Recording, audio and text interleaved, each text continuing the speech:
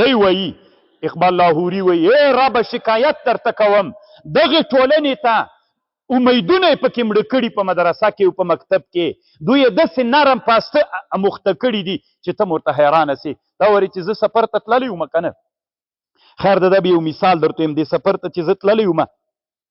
نو خو سفر ده که نه سفر کې ډېر شیان زده کوي بیا یو څه ملګري ول نو هغوی ما ته ویلي چې نن به غره ته ځو مې ښه زه غره ته به لاړ سو هلته خو غیر ستا د نه غار هغوی ته داسې خوند ورکوي که نه چې ته ورته حیرانه سي نو لاړو یو 2 ساعته مو داسې ښه سپیډ کې مزل وکړو 8 موټره ول نو هلته د شپې میله جوړه کړله خیمې یې والي و شیانو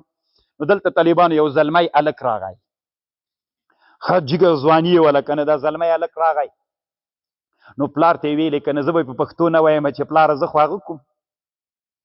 هغه خو پېژنې که خېټه یې په درد څه وه نو دی خو دغه تشناب سره اموخته سوی و که نه څې چې ببۍ پې کېږدې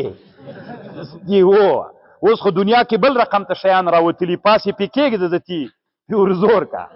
دی له دې سره عادت سوی و نو اوس چې دلته دی راغی نو دا یوه ډېره نادره وه په دې سفر کې تر اوسه مې چاته کړې نه وه تاسې ته یې کوم چې د مکتب و د مدرسې څومره جنایت وکړه داسې پاسته ماسته یې اموخته کړل نو پلار بېچارهګی بیا ډېر ورسره وشرمېده خجالت سو ورسره ستې ورغی پې باندې خلک پوه شول چې دې زلمي زوی ته دې ګوره ګیرې ته یې ګوره او یم افغانی او دی په هغه نه پوهېږي بیا لرې چېرته بوت چې خدا څه چل وسو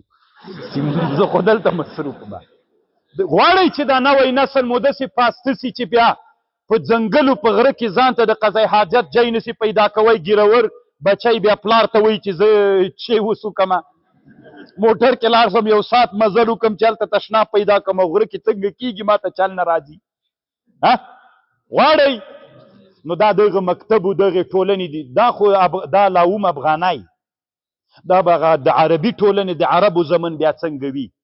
دا جنایت ته مدرسې ده که نه دا جنایت ته مکتب ده که نه چې داسې پاسته یې اموخته کړل شاګردان داسې ناامید اموخته کړل شاګردان تاسې ته نه د خپل فکر مه کوئ ما تاسو ته ویلي تاسو وایئ نو دا خبرې موږ ته څه کوي موږ خو شخ یو تاسې راتلونکي کې د دې لوی اسلامي امتونو قاده و مشران ګرځېږئ تاسې اسلامي امت وپېژنئ چې موږ باید څه وکړو امیدونه پکې مړه عاطفه پکې مړه پاسته ماسته لکه څوک غوندې نو دغه شاګردانو ته دی څه وایي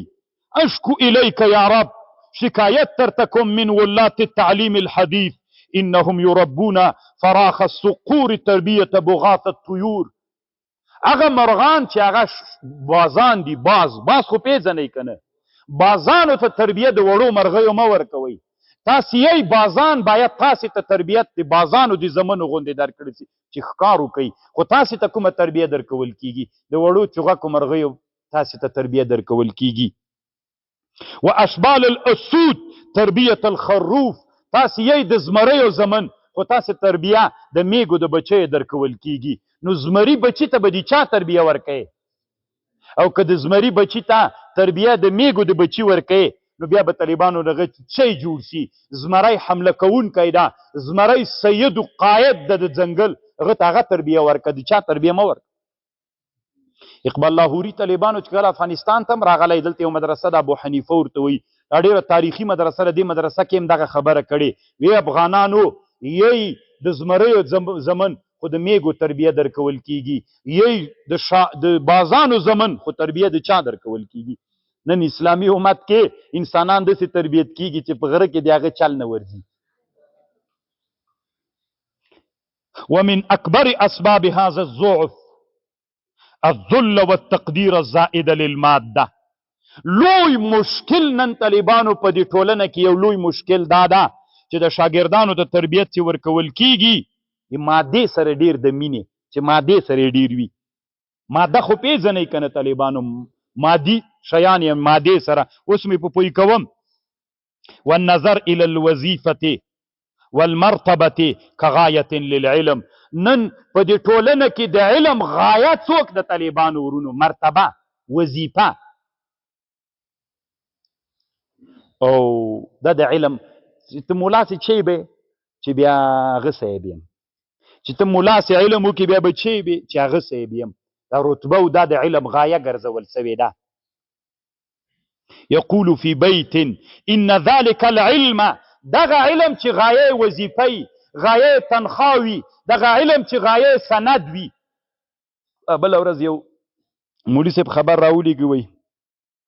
د دکتورا او د بعضې افغانستان مشرانو شیخ صاحبانو ته دکتورا ورکول کیږي، نو یو لیست کې ته مې راسه چې دکتورا درکړم. زه خپلې دکتورانو پلار یې مزي بیخي غواړم، ځکه ما علم د دکتورا دپاره نه ده کړی. زه اوس هم دکتور یم، بیا به هم دکتور یم، بیا به هم دکتور یم. د ما زړه کې چې کم درد هغه په طالبان کې ما ته کیني پې پوهېږي. زه سند څه کوم، وظیفې پسې زه نه ګرځېږم چې وظیفه وکړم.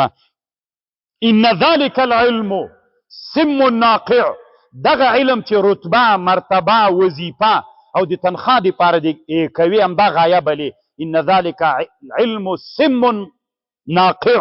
دا زهر دی وزونکي زهر دی. للافراد الذي ليس لهم غاية الا حفنتان من الشعير، يعني الراتب الذي يتقاضاه الموظف.